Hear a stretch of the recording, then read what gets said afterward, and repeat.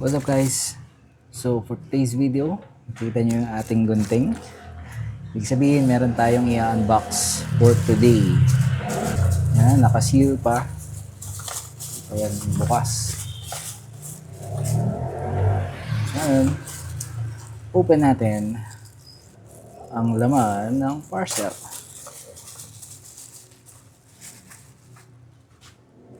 So meron siyang bubble wrap. Okay, so secured yung package. Okay yun. Kapag hindi naka-bubble wrap yung mga in-order nyo, pwede nyong sabihin yun sa seller. Pwede ano yun, pwede nyong hindi naman reklamo agad, but it's a concern. So what we have here is a smartwatch. Ang tatak ay call me. Parang call me. Tanggalin natin sa plastic. We need to make sure na okay yung product. Otherwise, you have to contact the seller para sa replacement. Medyo matigas yung plastic Also, okay to kung ganito, no? Yung hindi madaling masira. Kasi din mo malalaman kung nirepackage na yung item. Wala kasi akong kuko.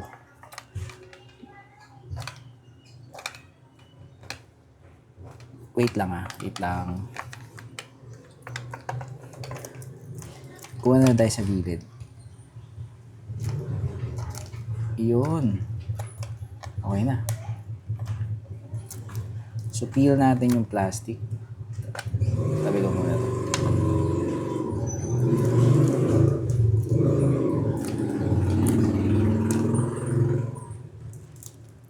Pansin ko parang puro smartwatch ang ating featured item. Mukhang buong June smartwatch.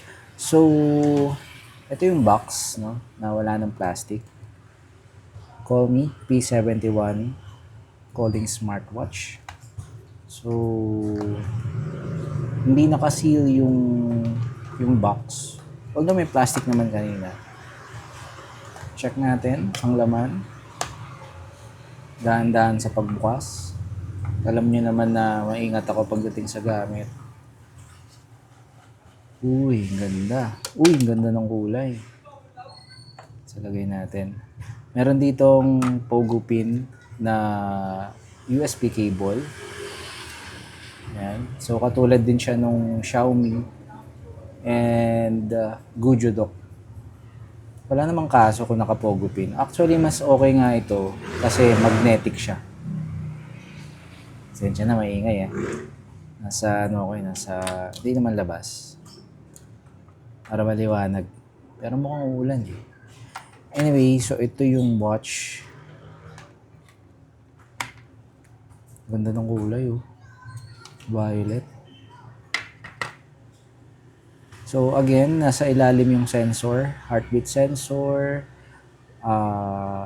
Pag naglalakad ka, yun. So nandito yung contact ng pogo pin. Then we have a wheel knob. Napipindot. Yes, napipindot. Okay, good.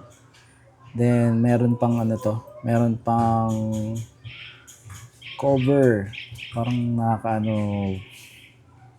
buksan Ganda. So yung rubber niya is okay yung feel. Hindi siya yung parang mumurahin. Hindi rin siya yung sobrang kapal. So I think kapag nilagay nyo dito, mahaba yung maraming slot. Ito nyo naman. So buksan natin.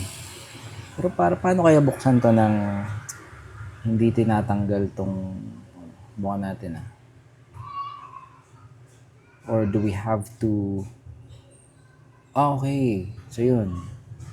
Uy, ang ganda na interface. May compass na rin siya. Okay, so... tsaka ang ganda nung nung interface yun. May kamay na sa second, no? Usually kasi makikita mo lang minute tsaka hour. Ito meron talagang actual na umiikot. So basically, same naman yan. You have to swipe left, di ba? Tama. Parehas ng Xiaomi, parehas ng Gojodoc. I think even for Infinix, ganun din. So, it doesn't matter kung mamahalin yung watch mo or mura lang siya. As long as you get the function na kaya mo siya binili, no? Para sa oras. And since meron din siyang function for other,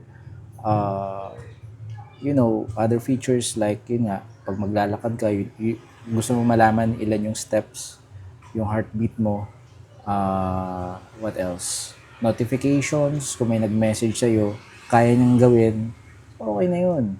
Hindi mo kailangan bumili ng mga tig to 20,000. So yan, makikita mo, may music, may message, may flashlight. I think yung flashlight is para ma-remote mo yung flashlight ng phone. Hindi kasi wala namang ilaw dito, no? Yun. So, more on remote access siya.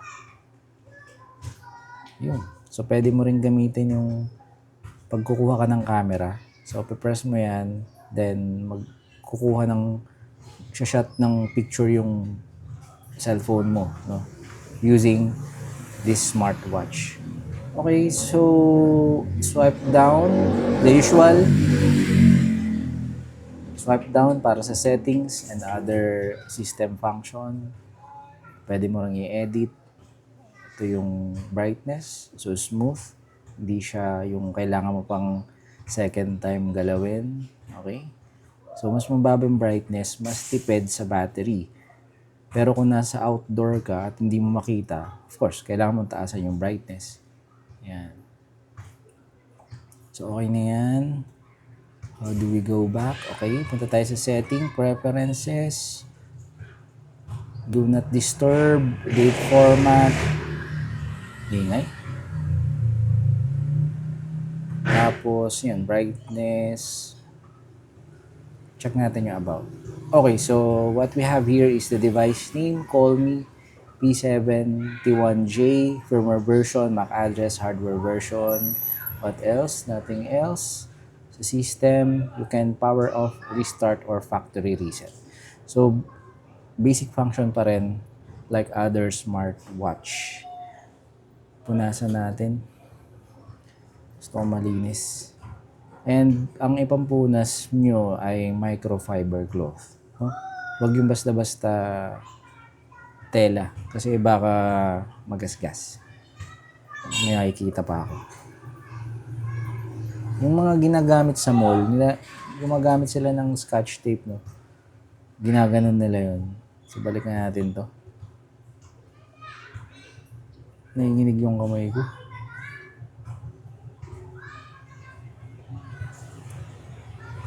Okay. So, verdict for this smartwatch. Mukhang okay para sa akin to. No? Di siya kamahalan. Actually, mura lang naman siya. Pero yun nga, basic functionality, oras, notification, and other function ng smartwatch ay kaya niyang gawin. Hindi lang naka-indicate dito kung gaano katagal yung yung battery life niya. Pero expect it around 7 days, mga ganun. Kung titingin ka lang naman sa oras, kasi hindi ka naman makakapag-text dito or chat, notifications lang naman, kayang-kaya. We have a simple specifications here. The model is P71. Screen size is 1.9 inch. So, ang kanyang pixel ay 240 by 284. Compatibility niya is iOS 9. So, around mga iPhone 6 na naman to. And Android 5.0. Mga lumang Android. So, huwag kayo ma-discourage kung makita nyo to. Kasi actually, mas maganda siya. Mas compatible siya sa mas maraming model ng Android. Even sa mga mas lumang phone. Ayan. Tapos, yung content ng box is yung watch mismo, may user manual and USB cable. Parang di ko nakita yung manual. Balik muna natin.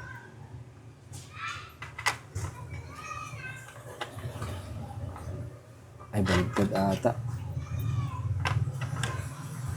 Yun. Yun. Okay. Wala siyang manual. Wala siyang manual. So, it's a QR code. Oh, ito lang. So, according to this simple calling card, parang calling card, please charge P71 first. So, you need to charge this first before using this smartwatch. Kasi of course, kung galing sa factory ito, usually hindi naman nila full charge yan as long as there's enough battery to, do a demo and make sure na working yung yung item. Okay na sa kanila yun. And how to power on, press and hold for 3 seconds to turn on yung knob kanina. That's it. Yan lang. Then meron siyang QR code dito. Ilalagay na natin sa loob.